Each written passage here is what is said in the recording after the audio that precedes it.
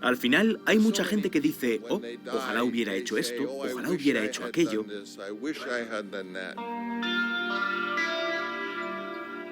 Pero cuando yo me esté muriendo diré, hice esto, hice aquello, tenía que ver a mi hija ganar un Oscar y lo vi. Tenía que producir vino y lo hice. Tenía que rodar todas las películas que quería rodar. Y voy a estar tan ocupado pensando en las cosas que hice que cuando muera no lo voy a notar.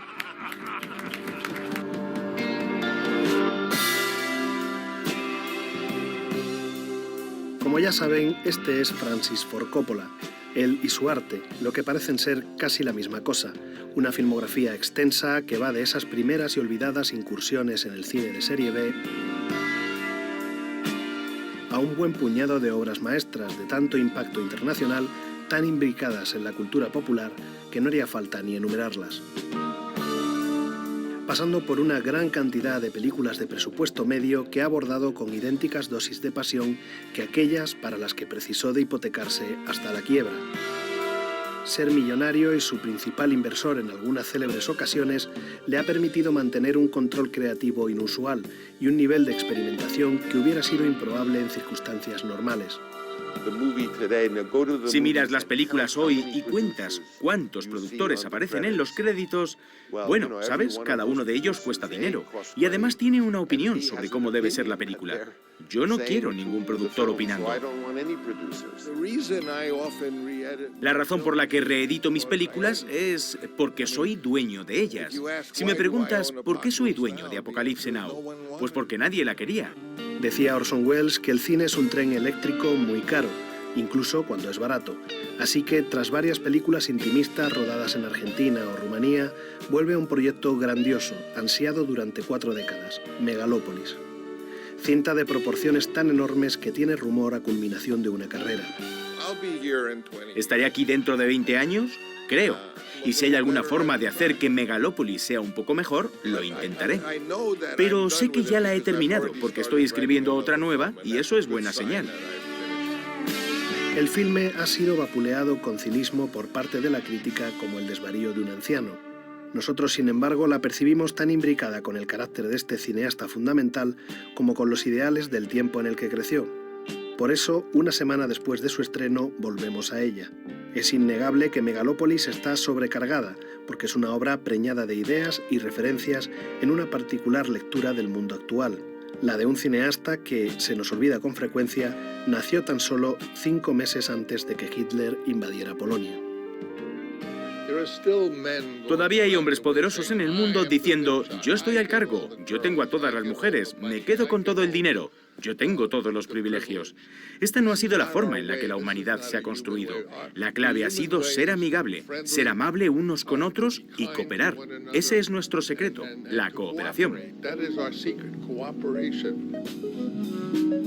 Megalópolis es la historia de un arquitecto de clase alta que quiere cambiar la realidad de su país a través de un urbanismo utópico, en el que tecnología y bienestar común se fundan en un todo.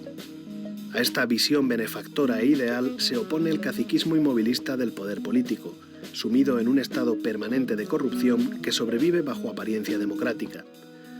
Todo se desarrolla en un decorado singular, un Nueva York reorientado estética y éticamente hacia la Roma decadente que estaba al borde de pasar de una república a la tiranía.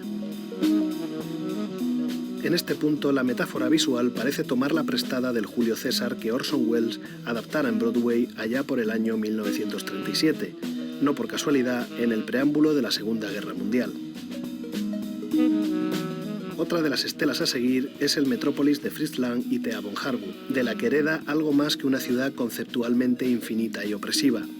Hereda sobre todo un análisis de conflicto propio del socialismo, dos clases que colisionan entre sí, la dominada y la dominante. Y como sucedía en el guión de von Harwood, simpatizante del Partido Nacional Socialista, no hay que olvidarlo, del vientre de esa clase privilegiada surge un intelectual redentor. ¿Quién es este redentor en el caso de la película de Coppola? Un arquitecto, artista y visionario cuyo discurso filosófico parece conectar Roma con el socialismo utópico. Veamos. Los tratados del arquitecto romano Vitruvio como fuente de sabiduría transversal se heredan y expanden en el Renacimiento, concretándose en conceptos de enorme influencia revolucionaria. El hombre como medida de todas las cosas, la conexión entre arte y ciencia como un todo holístico integrado. Veo a todo el mundo en su entorno, creando juntos, aprendiendo juntos, perfeccionando cuerpo y mente. Toda esa inteligencia se transforma en intervencionismo político-social con pensadores como Charles Fourier o Robert Owen, conducir a la sociedad al igualitarismo absoluto a través de la planificación urbanística. Es una ciudad escuela perfecta para su gente. Un camino de baldosas amarillas que lleva a Ciudad Esmeralda, pero como ya nos advertía el Mago de Oz, y Coppola parece olvidar, toda ilusión megalómana fracasa miserablemente en su puesta en práctica. Os aseguro que soy el único mago que hay. Es usted un impostor. Sí fructifica, sin embargo, en el terreno de la figuración y el boceto, concretamente en manos de arquitectos utópicos británicos de los años 60 y 70, contemporáneos al director italoamericano, y lo hacen como esbozos de ciudades ideales que servirán para estimular la imaginación de arquitectos futuros. Utopías aparte, las tripas de Megalópolis y el mundo tecnificado que vislumbra el personaje al que interpreta Adam Driver conectan con el análisis de Geoffrey Reggio en Koyaanisqatsi. La obra de Reggio impresiona sobremanera a Coppola hasta el punto de colaborar en su distribución internacional. La película no es sobre los efectos de la tecnología y la industria en las personas, sino sobre cómo toda la vida humana ha transitado del medio natural al tecnológico de forma inadvertida. No es que usemos la tecnología, es que vivimos en ella. Por eso equiparo la organización de la ciudad a un chip de ordenador. Lo vivimos sin reparar en ello de forma natural e incuestionada, y lo que se vive de forma no cuestionada alcanza un grado de religiosidad. Ralph Waldo Emerson dijo: el fin de la raza humana será eventualmente una muerte por civilización. Pero una tendencia no es el destino. Tiempo. Muéstrame el futuro. Como su protagonista, Coppola es él mismo un miembro de la élite de su país, por lo que inevitablemente se ve reflejado en esa figura mesiánica, un creador monumental que no solo quiere el bienestar de toda la humanidad, sino que aspira a controlar el tiempo. Tiempo. Una de las cosas que amo de Francis es como siempre ha hablado de parar el tiempo. Incluso antes de empezar a pensar en esta película, él ya nos decía: yo soy capaz de parar el tiempo. Toda forma de arte tiene que ver con capturar el tiempo. Los pintores lo congelan. Los bailarines se mueven en el espacio con él. Goethe decía que la arquitectura era música congelada.